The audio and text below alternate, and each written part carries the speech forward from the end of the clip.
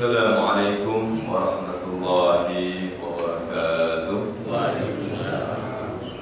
Alhamdulillah wassalatu wassalamu ala Rasulillah wa ala alihi wa sahbihi wa wala. Ya Rabbi bil Mustafa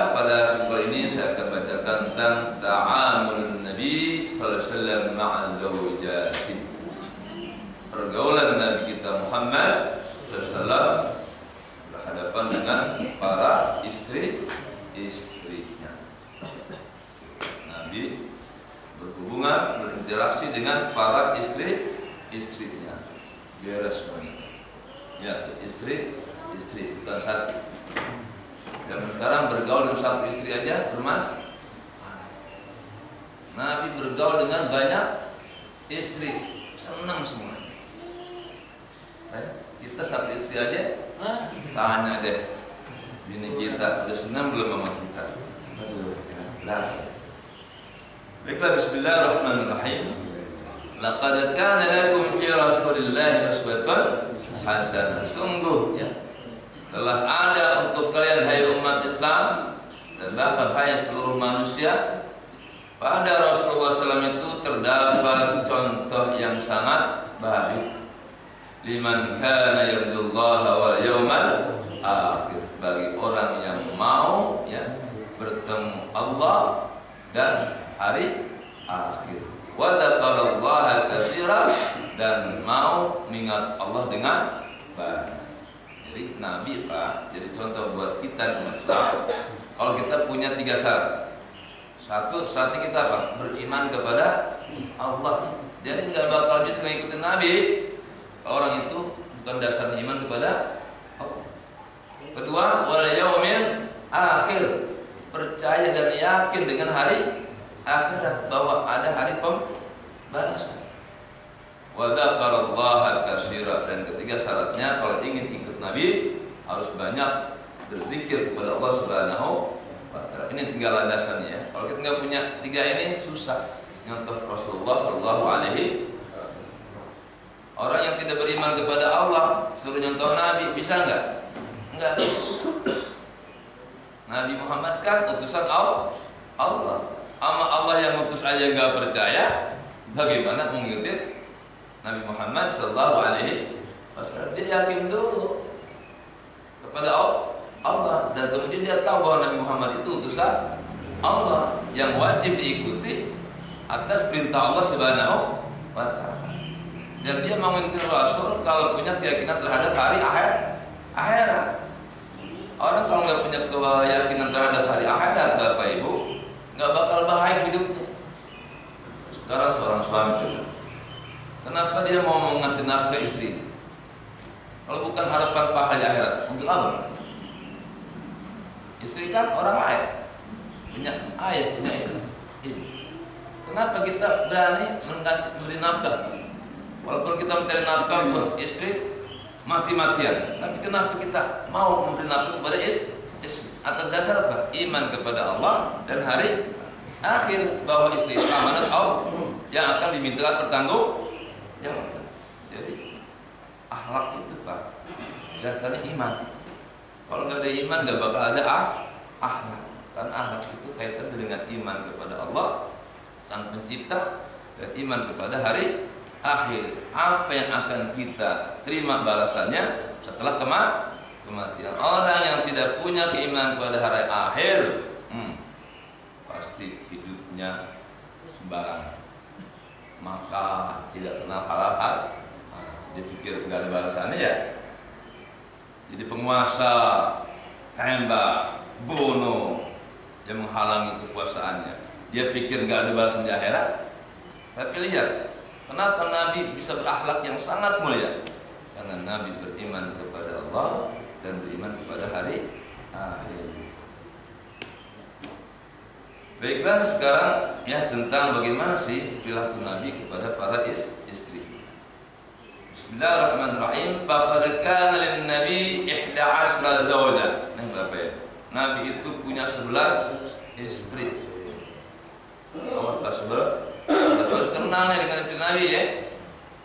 Kalau kepengen dibilang kenal sama Nabi Muhammad, salah satunya apa? Harus kenali siapa istri-istri. Nah, jangan sampai nanti ketika istri Nabi dihina oleh orang kafir, Bapak diam aja, kan nggak kenal kan?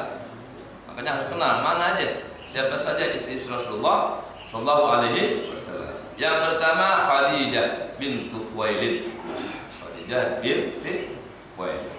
Minimal kenal namanya. Syukur tahu sejarahnya. Kedua wa Aisyah bintu Abi Bakar. Aisyah binti Abu Bakar. Makanya tuh jangan suka nyanyi lagu-lagu yang agak menghina Siti Aisyah. Ada lagu tuh yang begini. Aduh aduh Siti Aisyah, mandi di kali rambutnya basah. Terus ayo sudah. Ya Allah, mandi di kali ya. Emang di Arab ada kali? Ya Allah, tiada salat, tiada puasa. Ya Allah, masa Siti Aisyah nggak sholat nggak puasa? Masa ini siapa yang ngarang lagu ini? Kenapa Aisyah yang digituin ya? Hah? Kalau yang gak tahu, enak aja nyanyi ya. Pada istri Nabi, masa istri Nabi nyanyiin seperti itu.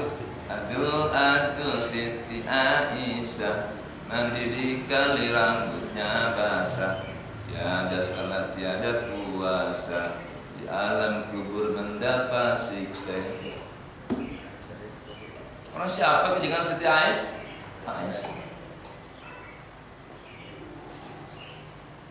Nah yang ketiga, wa Hafsah binti Umar. Hafsah binti Umar. Hafsah, ingat ya. Khadijah, Aisyah, Hafsah. Wa Saudah bintu Zum'ah. Dan keempat, Saudah. Kenapa dinamain Saudah? Karena emang ini wanita ini agak hitam. Jadi Nabi itu Pak menikah itu bukan karena syahwat. Kenapa umat Islam sekarang yang berusaha poligami berantakan? Kenapa? Syahwat ini dikedepankan. Kalau Nabi bukan syahwat. Kalau Nabi menikahi wanita karena syahwat, yang dia pilih adalah wanita-wanita tercantik di Arab. Bahkan Nabi ditawar oleh Abu Jahal, wahai Muhammad, kalau lu kepengen wanita tercantik di Arab, gua cariin buat lo. Yang penting hentikan dakwahmu. Mau kekuasaan, gua pilih jadi raja lo. Pengen harta, gua kumpulin. Ya, harta Arab buat kamu, hai Muhammad. Asalkan apa? Berhenti dakwahmu. Nabi ya, nggak mau dengan aku mati daripada berhenti berdakwah. Itu kalau Nabi tujuannya wanita cantik karena syahwat, Pak, pasti dipilih tuh tawaran Abu Jahal, tapi Nabi tolak. Kemudian wa Zainab bintu Jahsin al-Asdiyah. Yang kelima Zainab. Tolong ya Bapak Ibu dihafalin nama-nama Zainab. Wa Zainab bintu Huzaimah. Yang keenam Zainab lagi, tapi binti Huzaimah. Yang ketujuh Ummu Salamah. Hindun binti Abi Umayyah. Yang kedelapan Ummu Habibah Ramlah bintu Abi Sufyan al-Umayyah. Selanjutnya wa Maimunah bintul Haris al-Hilaliyah wa Juwairiyah, ya. Yang ke-10 Juwairiyah bintul Haris al-Mustalaqiyah wa Safiyah bintu Huyai an-Nadiriyah. Yang ke-11 Sofiyah. Ini mah orang Bapak pernah mendengar nih nama-nama Nabi ya. Apa syukur enggak juga Bapak, yang penting pernah mendengar ya. Yang pertama Khadijah, kedua Aisyah, ketiga Hafsah, keempat Saudah, kelima Zainab, keenam Zainab lagi, ketujuh Ummu Salamah, kedelapan Ummu Habibah, kemudian ke-9 Maimunah, ke-10 Juwairiyah, ke-11 Sofiyah. Coba sudah dapat berapa orang tadi kita apa ya? Khadijah, ayo Aisyah, terus ayat tadi siapa? Khadijah, Aisyah, Hafsah, Saudah, Zainab, terus Ummu Salam, terus Ummu Habib, Maimun, Juwai, Sofi. Minimal nih kalau mendengar nama-nama ini ada orang yang menghina, wajib marah. Kalau menghina ke-11 nama istri Nabi kita Muhammad sallallahu alaihi, salah satu kelompok Islam yang sangat menghina istri Nabi itulah kaum Syiah. Dia menghina Siti Aisyah, bahkan bilang Aisyah finnar. Orang siapa? Aisyah adalah ahli neraka. Bahkan Aisyah dibilang pezina. Nauzubillah min. Syiah itu kenapa sangat benci sama Siti Aisyah?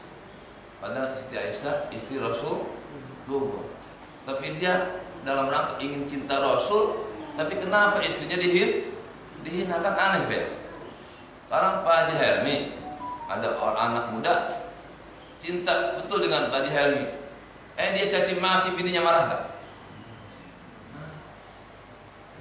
Jadi kalau cinta seorang harus cinta dengan orang yang dicintainya. Masa ada pemahaman ya, cinta Rasul dengan membenci istrinya Rasul? Enggak kena, enggak ada bisa. Kalau cinta Rasul harus cintai juga, hormati juga istri-istri yang dicintai oleh Rasulullah Shallallahu Alaihi Wasallam. Wa qad mata an tis'in minhunna. Yang apa? Wa qad mata an tis'in minhunna. Meninggal ya 9 orang. Wa matat Khadijah bintu Khuwailid. Kemudian Khadijah meninggal. Wa Zainab bintu Huzaimah 2 meninggal. Tinggal 9. Berarti Nabi pernah hidup dengan para istri-istrinya yang sama. Oh, Pak pusing nggak kayak kira-kira menyentuh Nabi bini 9 Pak hidup. Bagaimana nanti ya Nabi melakukan istri-istrinya 9. Khadijah sudah meninggal duluan. Zainab sudah meninggal duluan. Dan Nabi ternyata ya menikah kembali itu setelah wafatnya istri pertama yaitu Khadijah. Sebelum Khadijah meninggal, Nabi belum menikah dengan yang lain. Jadi Pak Haji Helmi kalau nyontek Nabi boleh kawin lagi setelah istri pertama.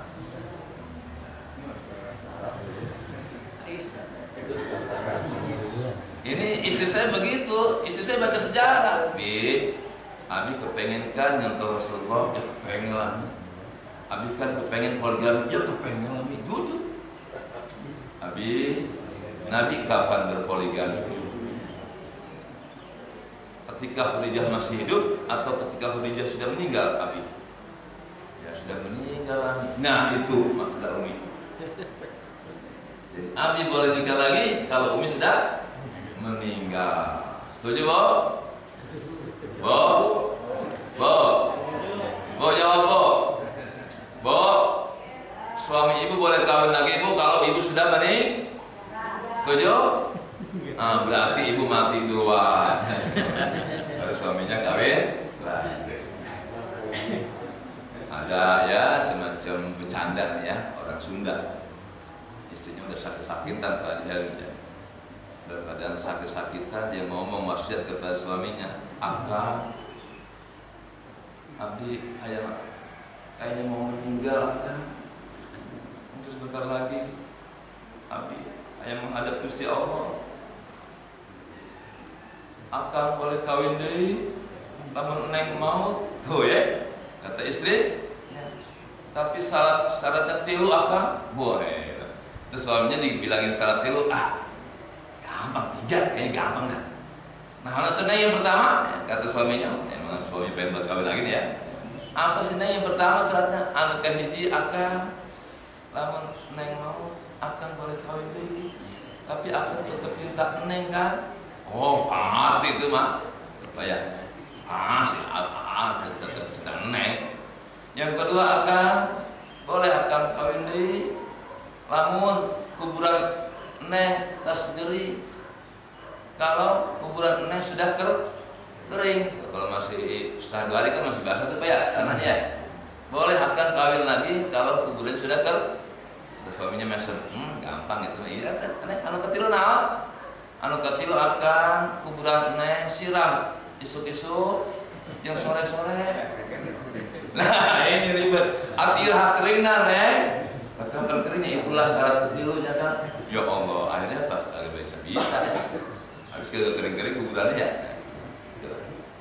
Jadi Pak, istri saya tahu bahwa Nabi Muhammad itu tidak menikah lagi sebelum Khadijah meninggal. Berarti istri yang ke-11 itu 10 selain Khadijah itu Nabi menikah setelah Khadijah wafat. Wa qad 'asha Rasulullah sallallahu alaihi wasallam ma'a zawjatihi tahirat hayatan sa'idatan thayyibah. Nabi hidup bersama istri-istrinya dengan kehidupan yang bahagia, can happy enjoy. 9 istri masih hidup semua. Nabi senengin semua itu bininya. Yang 9. Kita satu aja belum disenengin.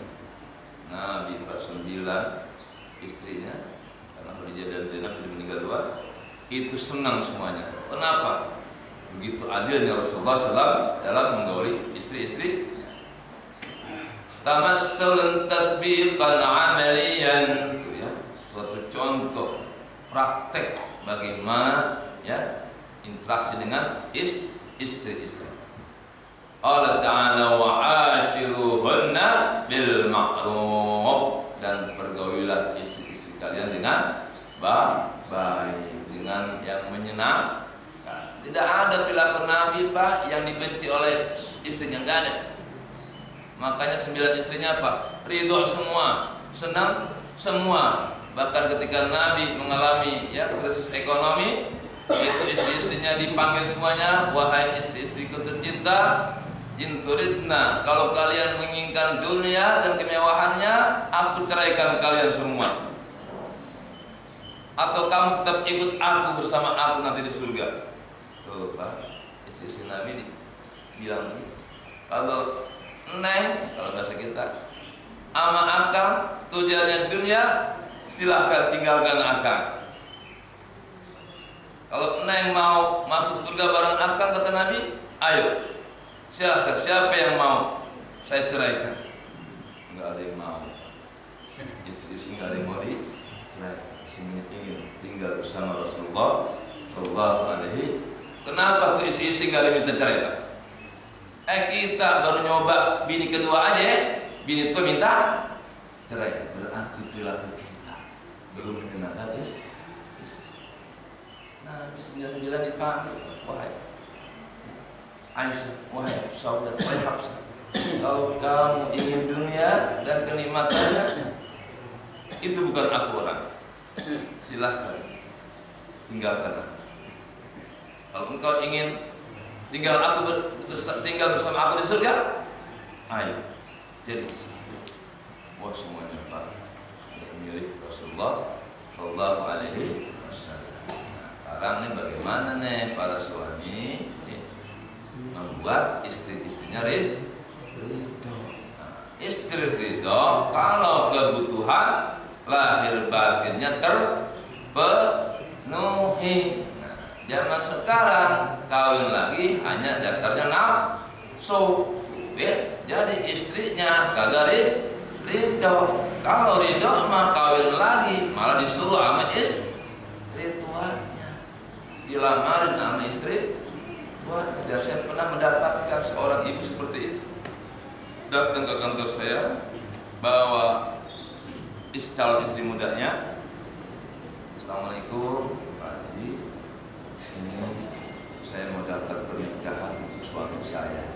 Yuk, benar nih Bu. Ini teman saya janda, kasihan kalau tidak dinikahi, daripada tadi nikahi oleh orang yang tidak bertanggung jawab. Ibu senang Bu, benar Pak, ini saya milihin. Suaminya dipanggil, surat menyuratnya sudah lengkap, izin pengadilannya juga sudah lengkap. Ya Allah. Tuh kenapa tuh sang istri mau menyuruh suaminya nikah? Nah, dasarnya iman Kak, ingin membantu temannya yang janda. Jangan sampai dia diambil orang yang tidak bertanggung jawab. Tolong nikahi teman saya. Dia janda, anaknya 2, suaminya meninggal karena sakit dalam. Tolong nikahi dia lillahi ta'ala. Jadi suaminya yang memerintahkan kawin lagi istrinya. Tuh, berarti kan ini sang suami ya benar-benar dipercaya oleh istri, sampai istrinya mau mencarikan istri kedua untuk suaminya. Subhanallah. Dan itu ada. Jangan dibilang nggak ada. Banyak. Kenapa? Istri hidupnya lillahi ta'ala. Apalagi tujuan dakwah. Nah, istri istri Nabi ini bayang-bayang ini Nabi tujuan dakwah. Contohnya kawin dengan Saudah. Saudah itu ya usianya lebih tua daripada Rasulullah dan anaknya 11. Coba kira-kira Pak Jami mau nggak?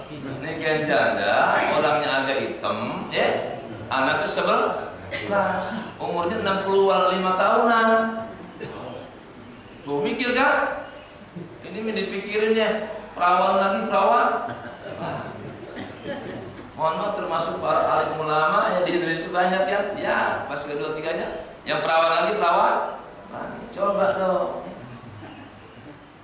Orang yang seperti tipe Saudah ya usia nenek-nenek lah kalau orang kan anaknya 11. Ya Allah, mikir 12 kali itu laki-laki ya. Wa nabiyyu kana khairan nas fi ta'amuli ma'a zawjatihi. Nabi kita adalah orang yang terbaik dalam bergaul kepada istri. Udah enggak ada contoh lagi di dunia ini kecuali Rasulullah sallallahu alaihi wasallam. Para raja-raja di dunia, mohon maaf raja-raja dulu yang di Indonesia ya, terkenal juga istrinya banyak, tapi tidak bisa seperti Rasulullah sallallahu alaihi wasallam. Masih banyak ya wanita-wanita yang terpaksa menjadi istri raja zaman dulu kan.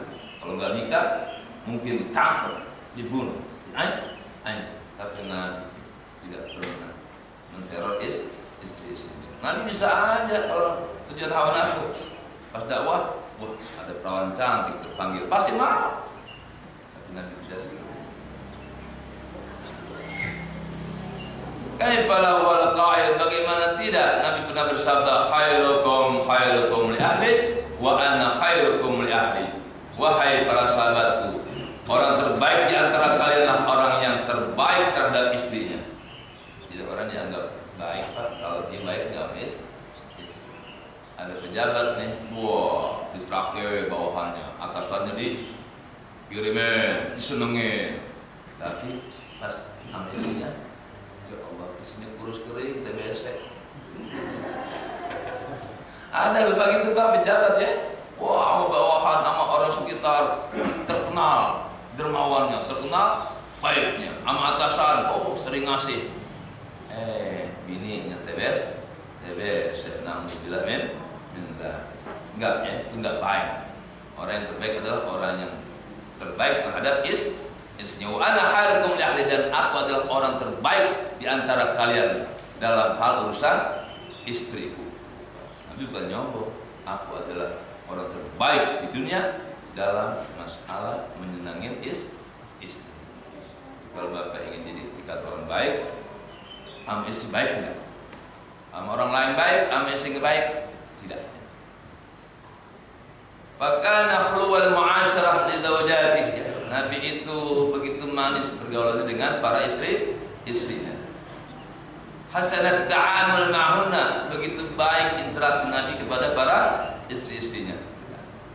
Wa qad bada dzalika wadihan fi siratihi, dan itu telah terkenal ya di kalangan umat Islam maupun musuh-musuh Islam bagaimana kebaikan Nabi terhadap istri. Tidak ada celah sedikit pun kejahatan ya, menghinakan istri, menterlantarkan istri, menyakiti istri, tidak ada.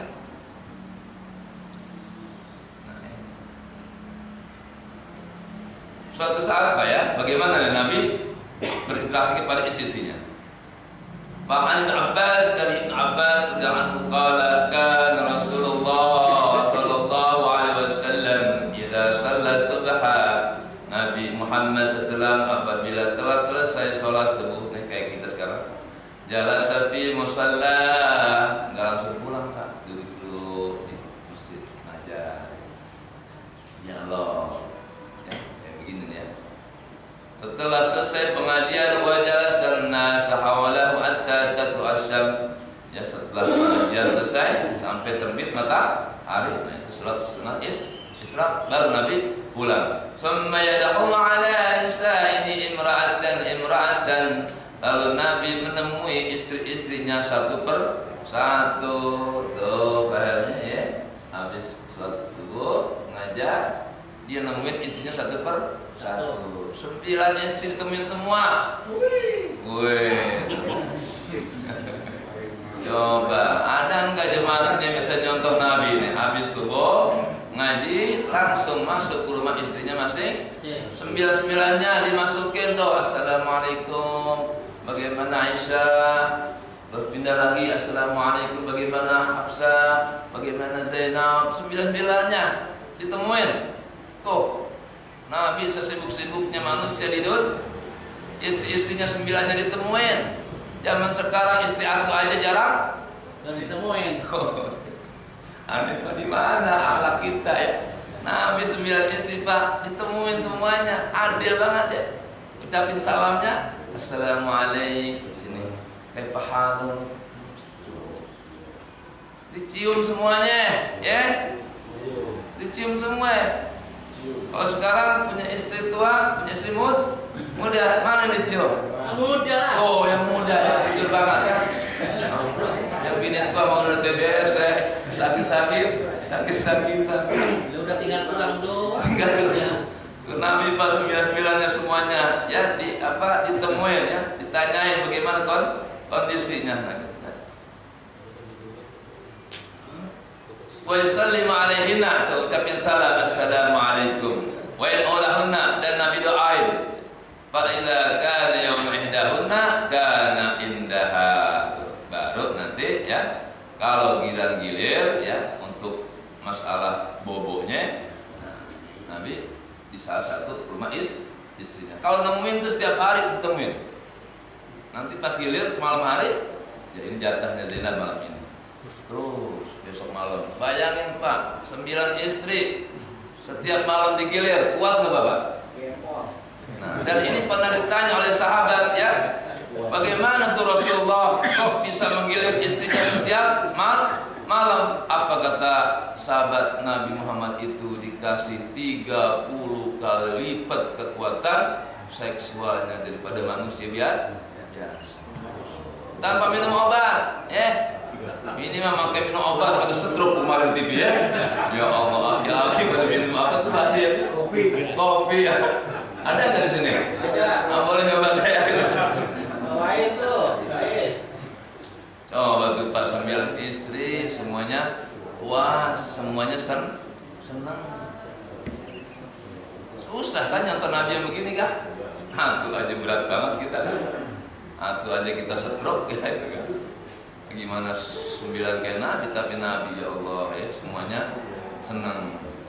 Fa fi kulli yaumin ma'a awwalin nahar lahu murur. Di pagi hari keliling tuh kepada istrinya, temuin semua. Ya. Wa fi akhirin nahar, di sore hari sama. Coba Pak. Kuat nggak kira-kira begitu ya? Kalau kita dikasih istri 9. Nah, tapi untuk umatnya kagak boleh 9, hanya sampai 4 aja bisa nggak kita ya? Pak Jeremy mau ngantor, nemuin istri yang pertama di Bogor, yang kedua di Bekasi. Ya. Bisa nggak kuat. Jadi Nabi itu Pak memang manusia luar biasa. Dan makanya pantas jadi contoh kalau kayak kita, dan itu susah jadi contoh. Ya. Nabi Isa aja susah contohnya. Kalau Bapak nyontoh Nabi Isa nggak kuat Pak. Nggak kawin. Makanya Nabi Isa nggak bisa jadi contoh semua umat manusia. Hanya Rasulullah Shallallahu Alaihi Wasallam, Nabi kita Muhammad jadi contoh semua manusia. Baik orang kayanya, orang miskinnya, pejabatnya, rakyatnya, kulitnya. Ya kan Nabi pernah kulit. Ya, jadi penganut kambing. Tuh, semua orang bisa nyontoh Nabi kita Muhammad Shallallahu Alaihi Wasallam.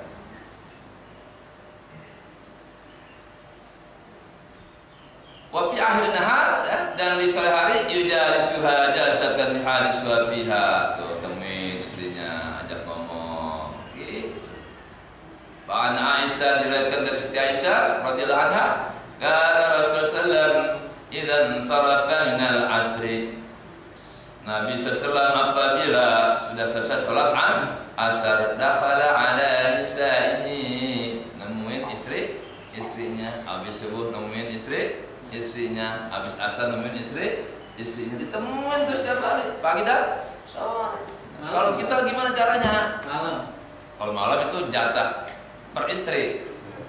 Kalau pagi dan sore jatah semua istri. Kalau kita minimal apa? Telepon. Kita nelpon aja kagak itu satu istri kagak sempet Nabi nemuin pagi, temuin semua, sore temuin semua, pamit tanda sama yang dapat isi. Ntar malam mau nginep di rumah Hafsah ya, tuh jaga baik-baik gitu loh, ya. Nah besok giliran. Jadi jangan jangan dibayangin seknya. Ini kan kadang-kadang orang jadi benci sama Nabi, dibilang waktu Nabi tukang kau. Justru Nabi dengan banyak istri. Nah nanti masalah hukum wanita itu nanti istri-istrinya yang ngajarin.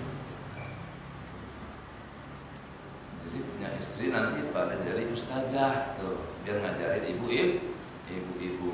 Nanya deh tuh kepada Aisyah, ya Aisyah bagaimana Nabi kalau malam hari gini-gini? Ini Aisyah yang nerangin, jangan Nabi tentang head. Siti Aisyah nerangin kepada jemaah ibu. Jadi harus ada tuh ya ustazah ibu. Jangan hanya mama dede aja kurang ya. Mohon maaf di Indonesia ini ustazah sangat kurang ya.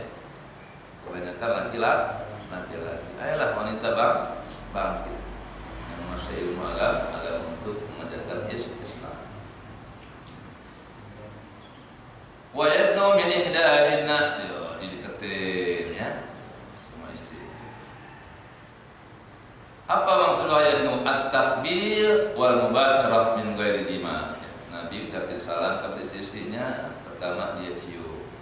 Setiap ketemu nggak nyium Pak.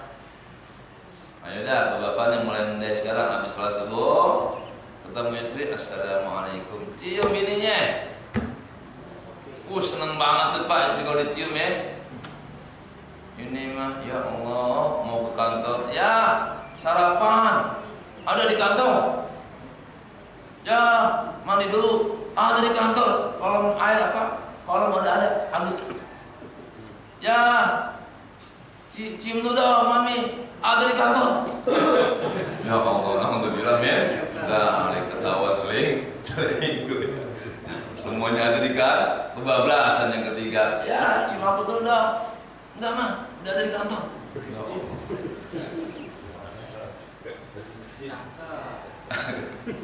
Yang mudah-mudahan di sini nggak ada ya yang gitu ya. Nggak ada. Kalau Ibnu Hajar berkata, alladzi kana yaqaw fi awal an-nahar salamun wa du'aun mahdud. Nabi ketemuin istri-istrinya di pagi hari itu hanya untuk ucapin salam dan doa serta menanyakan kondisi hingga hubungannya malam. Walladzi fi akhiri mawjud. Nah, kalau di sore hari duduk-duduk tuh ya. Bercengkrama tuh ya. Nah, seperti waktu lah sama istri aja, istri sore habis asar Pak, jalan-jalan ke mall. Jangan sampai bini kita Pak bikin viral di HP Pak.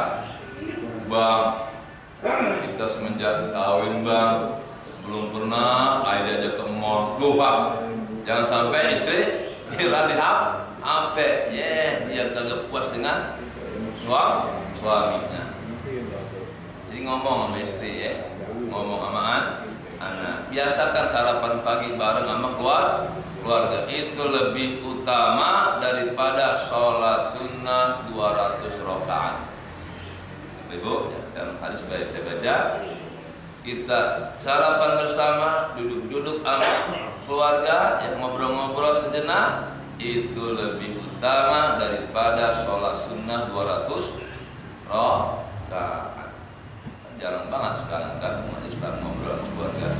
Sibuk ya dengan pekerjaan, bahkan lebih sering ngobrol dengan HP-nya daripada dengan istri. Bahkan lucunya tidur sama istri, tapi yang dilihat orang lain dalam HP-nya.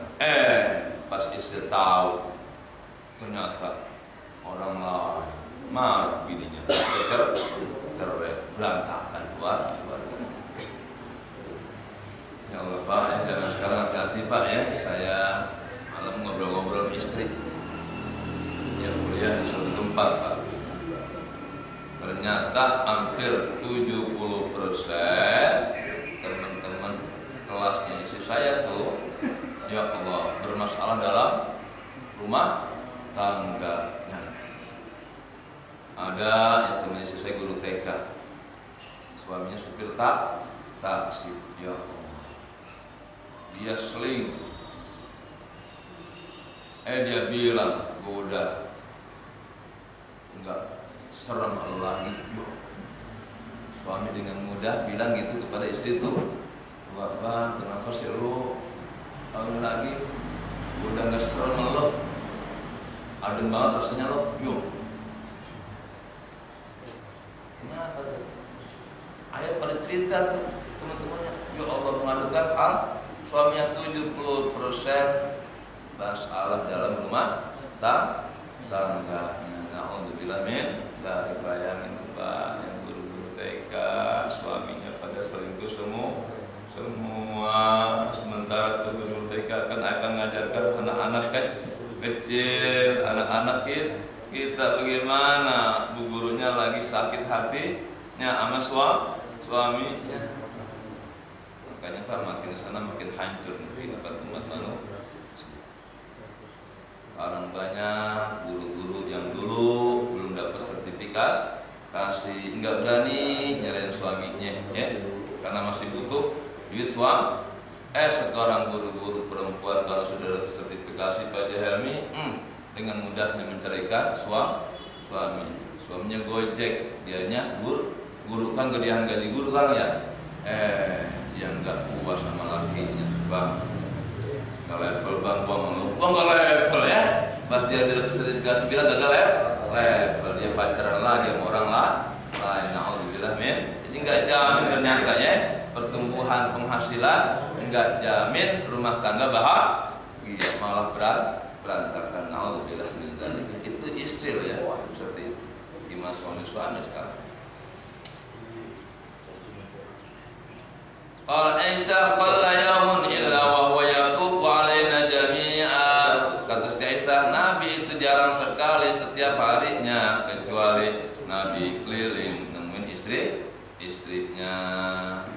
Fayatnu min kulli amratin min ghairi masisin, dideketin tuh masing-masing istrinya tanpa hubungan seksual, hanya ngucapin salam, yang ngobrol-ngobrol sebentar, cium pipi kanan, cium pipi kiri, sudah Nabi pamit dakwah lagi. Bayangkan Pak Nabi ya usianya semenjak diutus dari Nabi kan 25 tahun Nabi ya, meninggal 63. Berarti Nabi itu hidup berdakwah dapat 40 berapa tahun Pak? 63 dikurang 25 berapa Pak? 63 dikurang 25 38. Tuh Nabi hidup 38 tahun berdakwah kayak pasti bukit, dan pernah memimpin pasukan perang sebanyak 40 kali. Coba kita pernah memimpin perang dalam berdakwah, istri banyak, sholat jemaah nggak pernah tinggal, mimpin pasukan perang. Kita mimpin demo aja tinggal jemaah ya. Kita mimpin rapat kelas ya cemen aja. Kadang-kadang sholat jemaah ketinggalan. Nabi mimpin perang, istri 9, ngurusin masyarakat karena Nabi presidennya, Nabi ulamanya, Nabi pimpinannya. Bayangkan Pak, kayak kesibuknya Nabi. Dan malam hari nggak bangun malam. Tahajudnya kagak pernah putus, karena tahajud bagi Nabi hukumnya wajib. Puasa Senin Kamis kagak pernah putus. Coba berat kalau nyontoh Rasulullah SAW secara maksimal. Nah, maka kita paling bisa nyontohnya berapa persen ya. Dalam masalah istri aja kita masih berat Pak ya. Dari 50% belum untuk kita nyontoh Nabi dalam berhadapan dengan istri-istri kita. Jauh. Wa inna ma kana yaf'alu dzalika ta'nisan lahunna wa tatbiqan liqulubihinna. Kenapa Nabi nemuin istrinya setiap hari itu? Karena untuk menghibur para istri. Itu ternyata istri-istri Pak kalau ketemuin suaminya sangat bahagia. Ajak ngobrol istri. Zaman sekarang kan kenapa terjadi banyak perceraian? Suami sama istri jarang ngobrol. Suami sibuk ke kantor, berangkat jam 5 habis subuh, pulang jam 10 malam. Jadi enggak pernah ketemu istri. Malam istrinya sudah tidur, anak-anak sudah tidur. Jadi suami hanya sibuk ngumpulin duit. Ya, rohani istri dan anak-anaknya kosong. Maka nggak usah aneh kalau banyak istri yang durhaka sama suaminya. Nggak usah aneh kalau ada anak yang durhaka sama bapaknya. Kenapa? Emang ayahnya tidak pernah mengisi rohani istri dan anak. Pernah ya zaman Sayyidina Umar ada seorang ayah mengajak anak, ya Amirul Mukminin, aqta waladi, ya Amirul Mukminin, ini anak durhaka melawan nama saya, enggak taat sama saya. Tuh anaknya dijelek-jelekin di depan Khalifah Amirul Mukminin Umar bin Khattab. Akhirnya Umar bin Khattab ambil anak sini. Apalah tahap minallah, wahina, apa kamu nggak takut sama Allah? Kamu durhaka sama orang tua, kamu begini-begini, bukanlah ancaman orang durhaka orang tua begini-begini di akhirat. Itu anaknya Pak, ya Allah, diomelin sama Umar bin Khattab, dinasihatin. Anaknya langsung maju. Ya Amirul Mukminin, dari tadi perasaan saya dengar anak durhaka mulu sama orang tua. Ya Amirul Mukminin, ada enggak orang tua yang durhaka sama anak? Amirul Mukminin, ini kok anak berani ngomong gitu? Dan setelah aku dengar engkau berita ngomong tentang anak durhaka sama orang tua, enggak ada benernya anak. Saya ingin bertanya Amirul Mukminin, ada enggak orang tua yang durhaka sama anak? Maksud kamu hayalan muda? Begini ya Amirul Mukminin, apa hak anak terhadap orang tuanya? Apa kewajiban orang tua terhadap anaknya? Amirul Mukminin 3, ngasih nama yang baik, mengajarkan iman akhlak kepada anak, dan mengawinkan. 3. Ya Amirul Mukminin, ayah saya satu pun tidak melaksanakannya. Samani ju'alan. Orang tua yang lain namakan anaknya yang bagus, sementara saya dikasih nama sama orang tua saya. Ya Amirul Mukminin, jual, kampret. Yang kedua, ya Amirul Mukminin, kalau orang tua yang lain mengajarkan saya, dia mengajar anaknya Al-Quran, akhlakul karimah, saya nggak pernah diajarin Al-Quran. 2 itu. Ya Amirul Mukminin, yang ketiga, tahu nggak? Istri ayah saya yang melahirkan saya itu as-sanadiyah. Apa sanadiyah? Semacam jablay. Maka lahirlah saya. Jadi hak anak itu wajib mendapatkan ibu yang salehah. Maka mungkin saya jadi taat sama orang tua. Saya ini lahir dari seorang ibu yang sanadiyah, yang dia beli, ya seorang budak dia yang tidak kafah.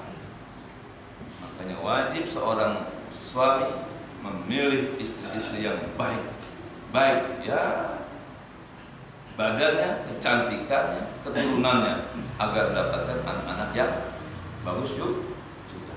Mana orang tua memberikan haknya kepada saya, nama saya kampret, saya nggak pernah diajarin agama, dan ibu saya bukan orang mulia, saya malu kalau ketemu teman-teman. Ibu kamu adalah jablay, ibu kamu adalah. Akhirnya apa kata Umar? Wahai fulan, qum anni qad aqaqtahu qabla ayya uqqa. Wahai fulan, pergi kamu dari sini. Lo yang durhaka sama anakku sebelum anakku durhaka sama lu. Jadi jangan dikira Pak, kita nggak boleh dikit-dikit nyalain anak. Kenapa anak malas sholatnya? Jangan-jangan bapaknya belum pernah ngajarin anaknya sholat, belum pernah ngajak anaknya sholat ke masjid, belum pernah ngajarin anaknya agama. Duit aja dikasih, ditransfer kepada anaknya. Oh, hebat orang tua ya. Anaknya dibikin ATM, wah setiap minggu dikasih 1 juta. Anaknya ya kurang, tambah lagi. Oh bangga dia, ya cukupi kebutuhan materi anak, bangga ke orang tua. Tapi nggak pernah ngasih contoh. Hancur kan? Nggak ada artinya tuh orang tua kaya raya juga, jabatan tinggi juga. Tahu anaknya apa? Narkoba. Tahu anaknya ngebunuh orang. Tahu anaknya menghamili anak. Ya Allah karim ya. Karena sekarang udah hancur ya.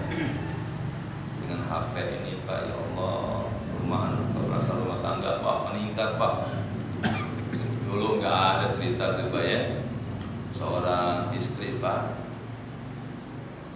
ya sampai berhubungan dengan mantu. Belum lama kejadian Pak, ada seorang ibu dari Jawa tinggal sama anaknya di Jakarta yang sudah menikah, anaknya perempuan, ibunya namanya anaknya di Jakarta Pak, di daerah Tanjung Priok, ketika saya tugas. Nah, apa yang terjadi? Anak perempuannya ini kerja pagi pulang malam. Nah, suatu saat suaminya kagak kerja, entah apa alasannya.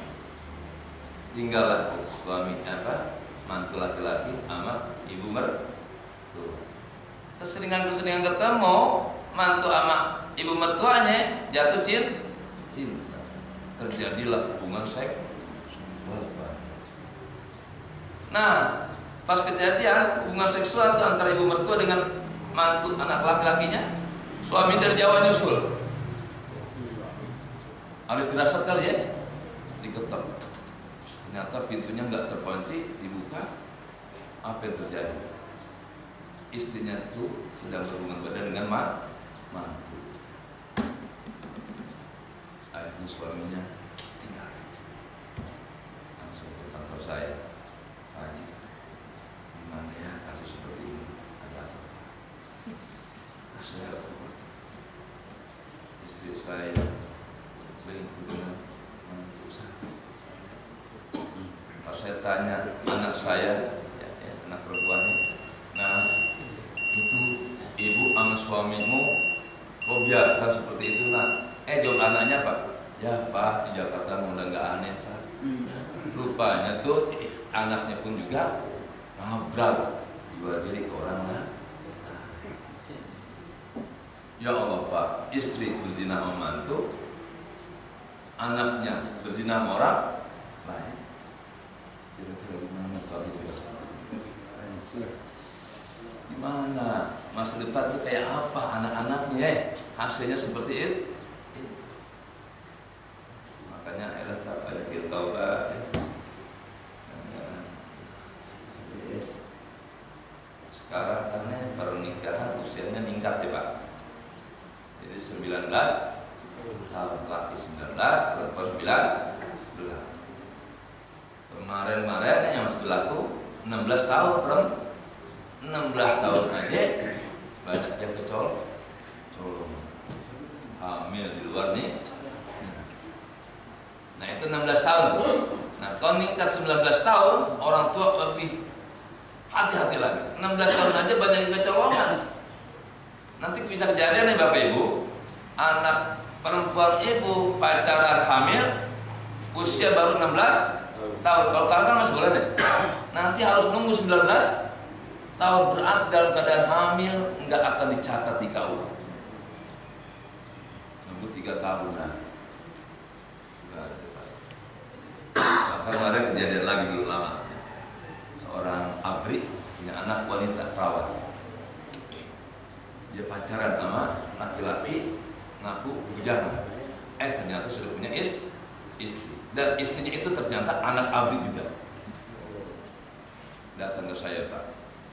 Abri tersebut yang anaknya telepon hamil dari seorang laki-laki yang sudah beristri. Pak Haji, bisa nggak bantu saya, Pak Haji? Nikahkan anak saya, keluarin bukunya. Ya kalau bisa, Pak. Kecuali syaratnya terpenuhi. Calon suami anak bapak statusnya apa? Sudah beristri. Ya udah minta izin poligami. Enggak mungkin, Pak Haji. Ya kalau kedua enggak mungkin poligami, ceraikan istri yang pertamanya. Enggak mungkin juga, Pak Haji. Jadi bapak maunya apa? Nikahkan anak saya, keluarin buku. Ya kagak bisa. Kalau nggak ada syarat, gimana Pak Haji? Anak sudah hamil. Di sana abri, di sini bisa baku hebat tuh abri ya, Mak. Kan bingung kan, Pak? Kalau kita punya anak seperti itu, kita nggak bisa jalan awal nggak bisa. Kecuali poligami izin pengadilan. Bapaknya dari istrinya marah. Ini kamu sudah menghamili anak saya, harus dinikah.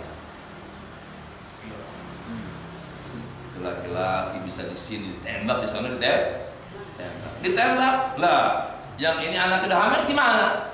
Yang istrinya? Ya Allah, Pak, jadi bingung Pak semuanya, Pak. Lagi pada bingung tuh orang ya. Ya saya sih, ya, kalau bapak disyaratkan saya terima, tapi enggak, mohon maaf, saya enggak mau ikut campur. Kalau saya nikahkan anak bapak, nanti dari keluarga sana menyerang saya. Anda sampai sekarang belum balik. Kalau sudah masalah seperti itu, Pak, hancur deh. Bahkan anisahul layak kidanahu. Dan istri-istri Nabi itu tidak merasa kehilangan. Tuh Pak, kenapa? Pagi ketemu, sore ketemu, setiap malam gantian. Tidak ada yang merasa kehilangan. Sekarang soal istri cuma satu aja merasa kehilangan. Laki kau jarang pulang. Istri cuma satu, bini ngomong, Pak Ustaz, bisa jalan pulang gimana Pak Ustaz? Itu bini satu kehilangan. Ini bini 9 Nabi, satu istri pun tidak ada merasa kehilangan.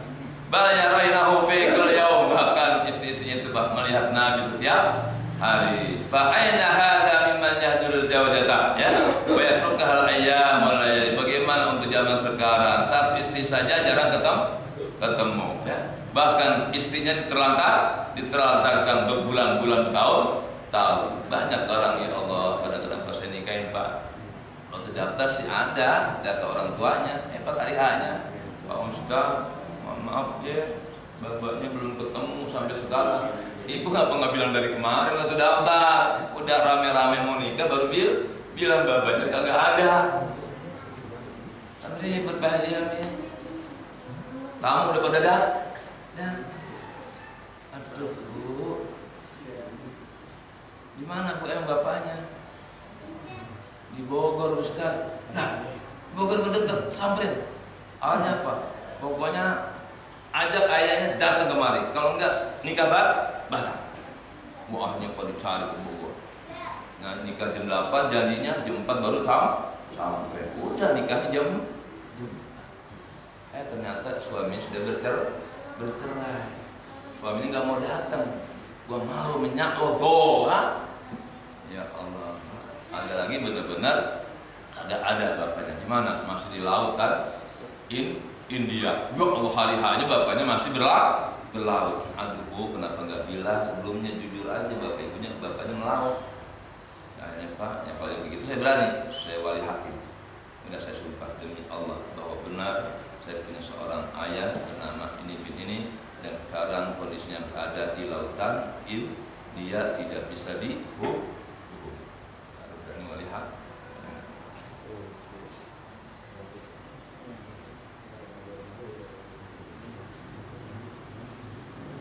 Sudah. Oh sudah jam ya. Baiklah, jemaah sekalian, ya pada waktu sudah batas kita. Demikian ya. Assalamualaikum warahmatullahi wabarakatuh. Waalaikumsalam warahmatullahi wabarakatuh.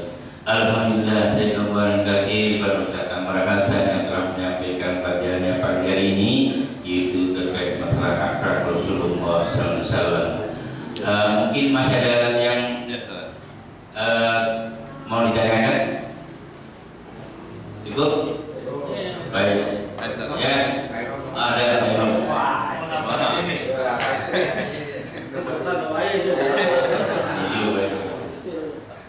Assalamualaikum Ustaz. Yang saya tanyakan, ini kan memojokkan perempuan dari tadi. Jadi kalau mau menikahkan anaknya, ya memang benar kata orang dulu, kata orang kiai dan kata orang ustaz, mencari bobot bibit dan yang cantik, yang mulus. Apakah boleh kita menikahkan dengan orang yang bejat, gitu kan? Intinya yang nggak normal itu si perempuan tersebut, tapi kita nikahkan, kita didik menjadi mantu yang baik. Nah, itu yang pertama. Yang kedua, tadi Ustaz menyampaikan ada seseorang perempuan datang ke Ustaz dengan yang tadi karena selingkuh ke sana ke sini. Nah, itu mungkin lebih baik diterima Ustaz dulu, Ustaz. Ya udah, daripada kesalahan ini saya terima dengan istri menjadi istri yang sekian, gitu Ustaz. Jadi itu kan untuk percontohan, karena di sini kan mungkin ya ada yang buat juga kan gitu. Karena kalau kita lihat bapak-bapak di sini juga kalau memang diizinkan istrinya dikasih 25 tahun mau semua kayaknya. Tapi kan selama ini di sini nggak ada yang mencontohkan. Kalau Ustaz tadi udah saya terima atau DKM-nya dulu kan seperti itu. Ya gitu kan. Itu aja ya Ustaz. Ya, terima kasih. Ya, boleh nggak kita ya menikahkan ya anak perempuan kita ya dengan mantu yang kurang baik. Nah, kalau Bapak yakin bisa merubah mantu Bapak itu menjadi orang baik, silakan, asal itu bagus sekali. Ya, dakwah. Asalkan apa? Sabar. Jadi Pak, ini kan kondisi normal ya. Ketika kondisi nggak normal, berarti sang istri harus begitu sabar menghadapi suaminya kurang baik akhlaknya. Kata Nabi, istri yang sabar menghadapi suaminya yang kurang baik akhlaknya, dia sering disakiti, itu akan dikasih pahala seperti pahalanya Asiyah istrinya Fir'aun. Tapi mampu nggak anak kita tebakannya? Ya. Nah, kalau nggak mampu, kita sudah tahu itu bandar narkoba, itu pezina, itu pembunuh, dipaksa kita kawinkan, itu sama saja menyebutkan anak kita ke jurang api neraka. Nah sebaliknya, kalau sang suami sabar menghadapi perilaku jelek istrinya, itu akan dikasih pahala seperti pahala Nabi Ayub. Saya kan pernah cerita, ada salah ustaz punya istri selingkuh sama bosnya. Dia sering merugikan badan. Datang ke kantor saya minta cerai karena malu. Suaminya ustaz, dia sudah berzina. Ustaz, saya nggak tega sama suami saya, dia seorang guru agama. Kalau dia tahu isinya sebegini, malu amat. Saya daripada suami saya dapat malu di masyarakat, saya lebih baik bercerai saja. Pas suaminya saya panggil, suaminya bilang, Pak Ustaz, bisa nggak kalau saya maafkan istri saya yang sudah berzina? Akhlak kan? Jadi kalau suami mampu membina istri yang bejat itu, pahalanya sangat besar. Pak Imam ya, boleh Pak Imam nikah menjablay. Dirubah dari dunia jablay kepada tujuannya jauh Imam ya, masuk ke diskotik, nikah itu wanita, ajak ke rumah, dandani, pakaian yang bagus, ajar agamanya, tahu mantan jablay jadi ustazah. Alhamdulillah. Wah, itu pahalanya besar Pak Imam. Nah, kira-kira kuatnya. Nah, tadi yang kedua apa? Yang kedua kan tadi ada pengajuan. Oh, yang tadi ahli. Ya kenapa Ustaz Karena saya terbentuk dengan aturan main. Saya itu harus taat, atiullah wa atiur rasul ulil amri. Saya sebagai kepala KUA harus menjalankan undang-undang yang menjadi kesepakatan masyarakat Indonesia. Salah satu syarat menikah lagi harus ada izin dari pengadilan. Datang dulu pengadilan. Nggak bedanya mau sholat tapi kentut, wudu dulu. Apa saya salah? Ayo. Itu enggak, itu kan hukum apa namanya? Hukum negara. Nah, jangan dibedakan antara hukum negara dengan hukum agama. Hukum undang-undang perkawinan itu adalah hukum agama hasil ijtihad ulama Indonesia. Termasuk sekarang umur perkawinan nambah 19. Bapak harus tunduk. Kalau masih 17 tahun jangan dikawinkan. Umpama sudah hamil saja. Ya, orang tuanya suruh ngurusin cucunya. Kenapa nggak jaga anaknya sampai hamil? Padahal usianya sebelum 19. Dan ini sudah konsensus nasional bahwa usia pernikahan harus 19 tahun. Jangan bicara zaman Nabi, beda zaman. Nah, jadi ya, kenapa saya tolak? Ya boleh nikah di KUA kalau syaratnya dipenuhi, izin poligami atau yang pertama diceraikan. Kalau nggak dapat izin poligami, makanya saya pikir Pak deketin keluarga istri tua supaya bisa mengizinkan izin poligami dan ketentuan ada untuk kemaslahatan keluarga ini dan keluarga itu. Nah, kalau izin poligami kan nikah dia. Jadi dua istri saling menerima, mantap enggak? Ada apa Imam?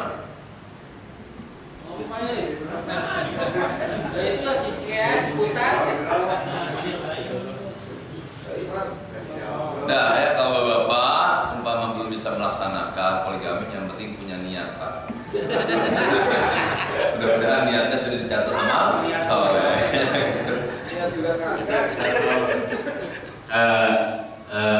Kalau misalnya ada seorang wanita yang sudah hamil dinikahkan dengan orang yang bukan menghamili.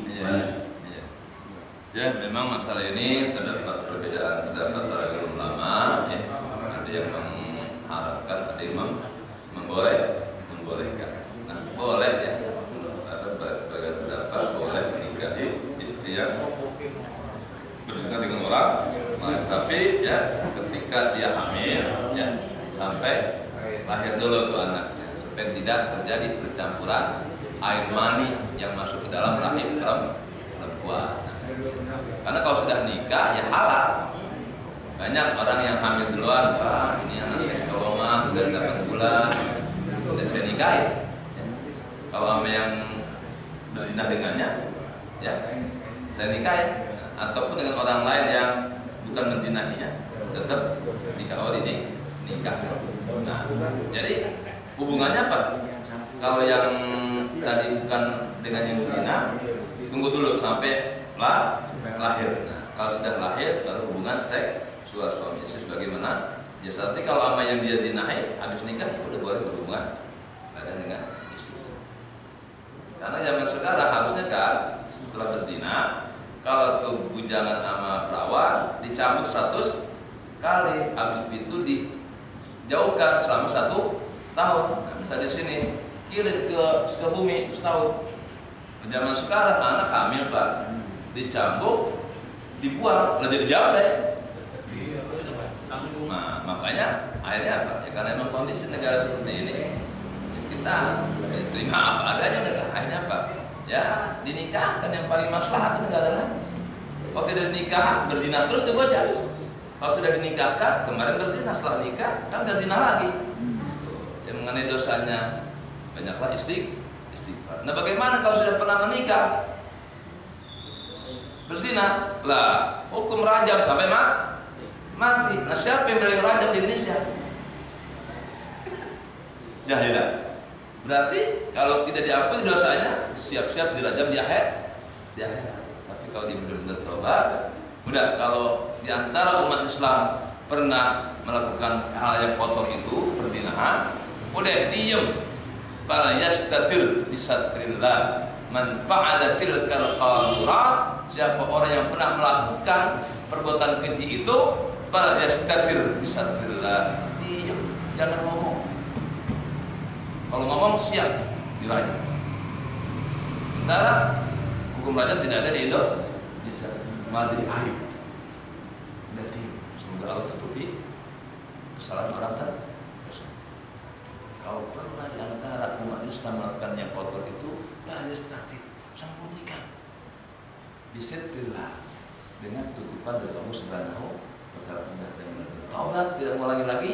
Mudah-mudahan Allah mengampuni dosa perzinahan tersebut. Innallaha ghafurur rahim. Mengenai nanti akan disisa oleh Allah, udah serahkan kepada Allah Subhanahu wa Ta'ala. Kalau lamaran Ya. jadi pernah kita menolong seseorang. Ya.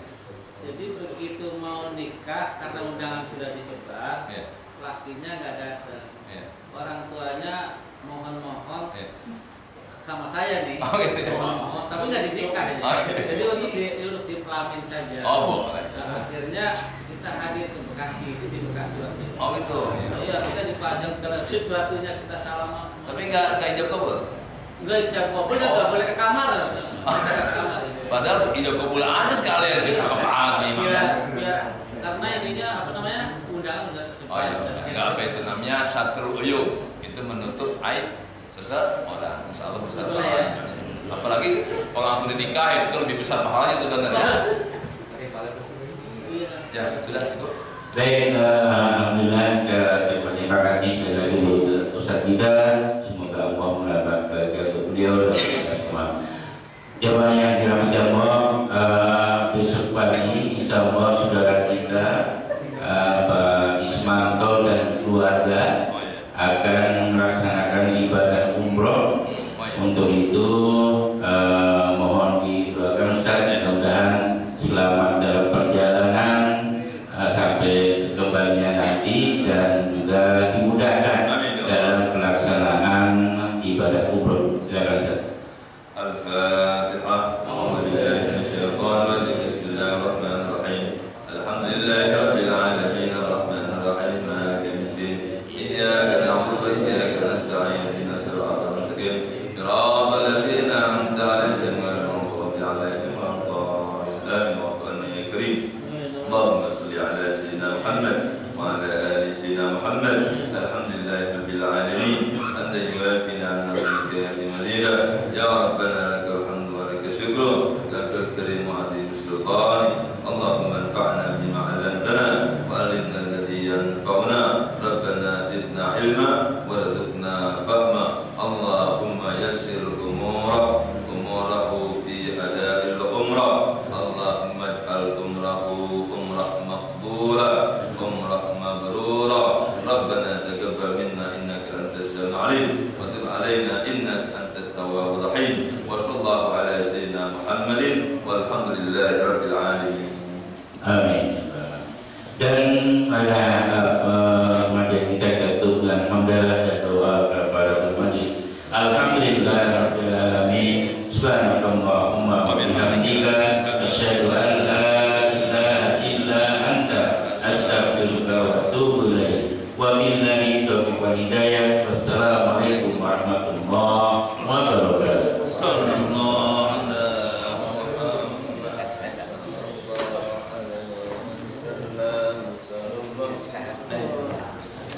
wasallam.